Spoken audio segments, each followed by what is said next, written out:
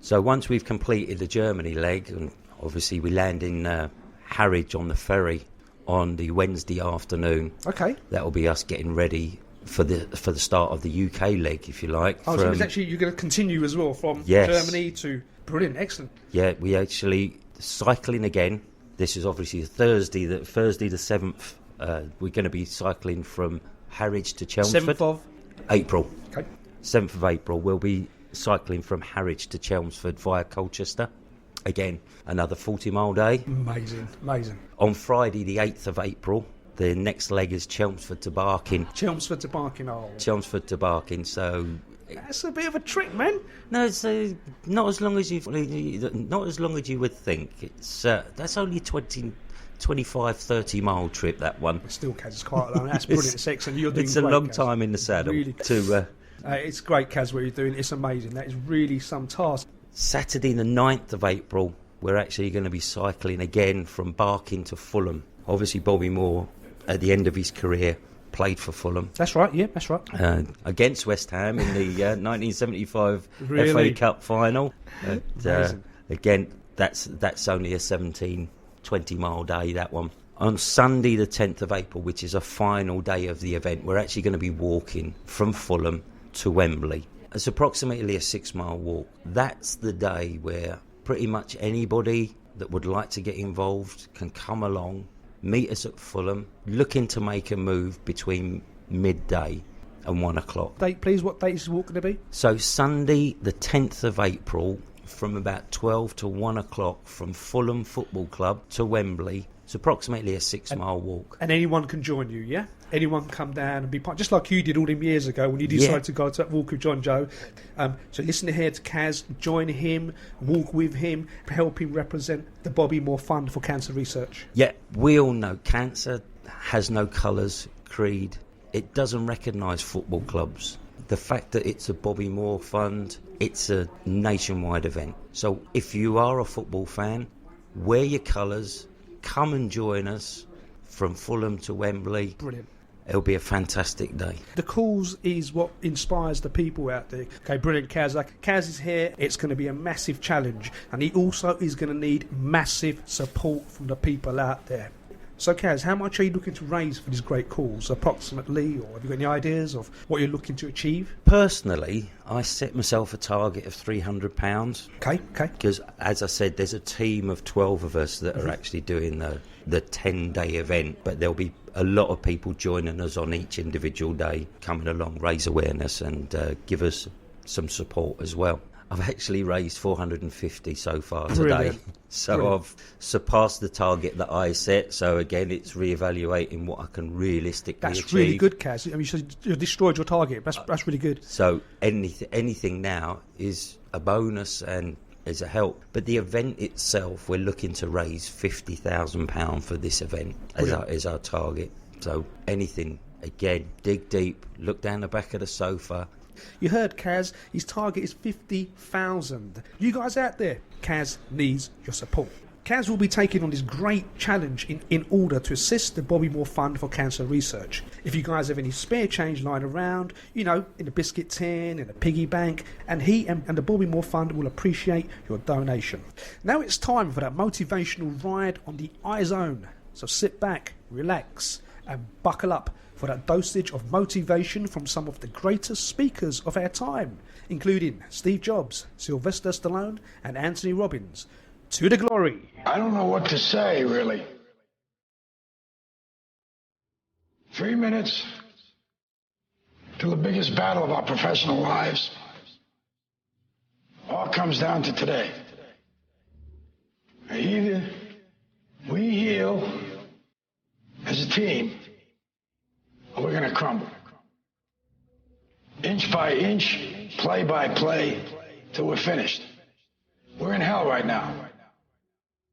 But I tell you, there are some times in life where you fall down and you feel like you don't have the strength to get back up. You sort of put a mask on your face when you come to school and pretend that everything's okay when it's not, and you go home and lay in your bed when no one's looking at you, when you don't have to impress anybody, and you're yourself. and fear comes in. You know the fear that you have as soon as you walk into the doors of your house. Maybe there's a broken home. Maybe you have doubt in your life. Maybe you don't know for sure what's going to be happening in the future and it scares you. Maybe you're worried about what people think of you, what people say about you. Just that fear paralyzes you. And I just want to ask you today, do you think you have hope? Let me tell you something you already know. The world ain't all sunshine and rainbows. It's a very mean and nasty place, and I don't care how tough you are, it will beat you to your knees and keep you there permanently if you let it. You, me, or nobody is gonna hit as hard as life. But it ain't about how hard you hit. It's about how hard you can get hit and keep moving forward. How much you can take and keep moving forward. That's how winning is done. Pain is temporary. It may last for a minute, or an hour, or a day, or even a year. But eventually, it will subside. And something else will take its place. If I quit, however, it will last forever. I'm down here, face down, and I have no arms, no legs.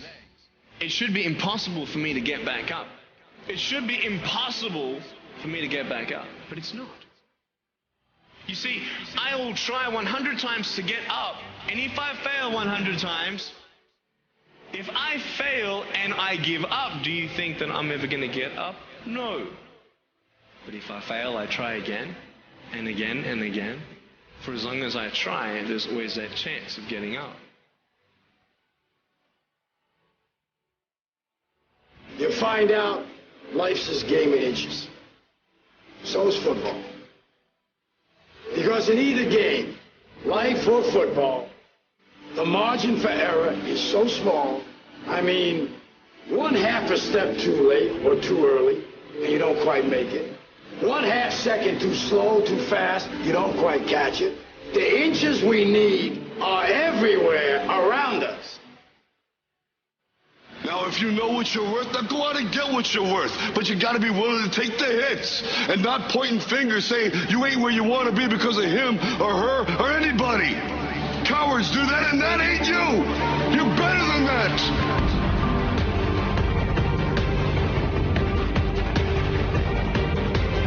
The most important thing is this: to be able at any moment to sacrifice what you are for what you will become. I'm saying to you today that there are some of you, if you give up your cell phone, you would be successful. Some of you need to give up your cell phone because the time you spend on your cell phone could be used for your success. The time you could be using to be successful, you're using it on the cell. And the cell phone is not bringing you nothing but a bill. Very often you're getting what you're asking for. You're just not aware of how general you're asking. Clarity is power. The more clear you are about exactly what it is you want, the more your brain knows how to get there. Your brain is a servo mechanism. If you don't know exactly what you want, or you let yourself get beyond that into something general, you're not going to achieve it. Clarity is power. You got to know the specific result you're after. What do you want? If you can't answer that question right now in your personal life, in your body, in your relationships, in your finances, in your spirituality, then you're not going to be as fulfilled as you want to be. See, it's easy to be on the bottom. It doesn't take any effort to be a loser. It doesn't take any motivation, any drive in order to stay down there on a low level. But it calls on everything in you, ladies and gentlemen. You have to harness your will to say, I'm going to challenge myself. Sometimes I have to pull myself out of bed and say, come on, Les. Things I know I should do, I don't do. Things I shouldn't do, I do. I found that the biggest enemy you have to deal with is yourself. Let no man forget how menacing we are. We are lions. Immortality. Don't tell me what I can't do. Of course, it was impossible to connect the dots looking forward when I was in college. But it was very, very clear looking backwards 10 years later. Again, you can't connect the dots looking forward. You can only connect them looking backwards. So you have to trust that the dots will somehow connect in your future. You have to trust in something, your gut, destiny, life, karma, whatever. Because believing that the dots will connect down the road will give you the confidence to follow your heart, even when it leads you off the well-worn path. And that will make all the difference. I'm going to show you how great I am.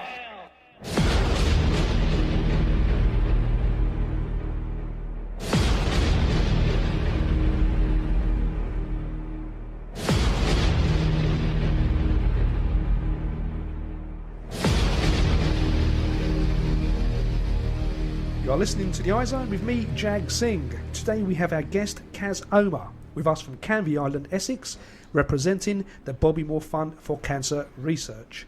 Kas, your passion, it's amazing. To find a cure for cancer, your passion is great. Oh, thanks, Jake.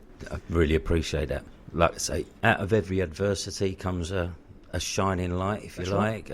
You know, you get more and more people are beginning to survive this. No more so than my mum. Yeah, as I said, I got involved with this charity in 2011 with young Jonjo. For that walk you took, yeah? Walk you took the first walk. Yeah, when we took the first walk. We had a bit of a knock in 2012, at the back end of 2012 with my mum. She actually got diagnosed with bowel cancer. Watching someone you love go through the operation, the treatment and everything else that goes with having cancer, whichever one you have, it's difficult. It is difficult. So from then on, it became personal to me to make a difference, raise funds, awareness. Brilliant, excellent. Because as I said, Bobby Moore could have survived this. Bobby Moore could have survived this, but the funding and the awareness back in 1993 wasn't there, and more people are surviving cancer due to fundraising and awareness.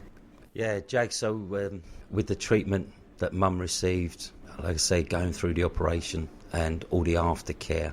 So yeah, my mum, Carmel, she's still here. She's a survivor. All down to fundraising and awareness. A lot of people don't survive this, which is unfortunate because it's not caught early enough. But if you do catch it early enough, you can survive it. My mum's testimony to that, and I'm really, really glad. 4 years on, she's still here and living a healthy life. So excellent, brilliant, excellent. This is exactly what Kas is going to do. He's going to go out there, he's going to cycle in Germany, he's going to take the walk from Fulham, and he's going to get all these sponsors from you guys out there. So Kas, I mean, to do this great cycling event, what kind of training are you undertaking at the moment?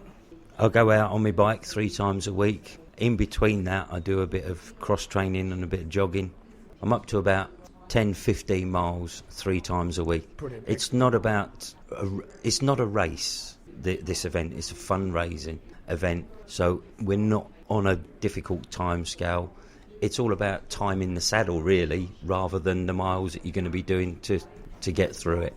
Brilliant, excellent. It's not bad for a 49-year-old starting to get... Kas, listen, let me tell you something, mate. Age is just a number of figures, mate. That's all it is. Yeah. 49 years old. Kas is going to get on that bike and he's going to ride through Germany and he's going to get that money for the cancer research, and he needs all the support he can get. Kas, this event you're about to do, I mean, it's just not about physical training, is it, Kas? I mean, what about the mental preparation? Well, that's a difficult thing, Jake. When you're out in the cold and wet, when you're out in the wind and rain, you actually do question what you're doing. But then you do check yourself. You say to yourself, I know why I'm doing it. This is why I'm doing it. And it goes. So the purpose keeps you going. The purpose, the focus does keep you going. Anybody doing anything, you do question yourselves at times, especially when you're cold and wet. Kas, as the date for this great event approaches, you are counting down the days.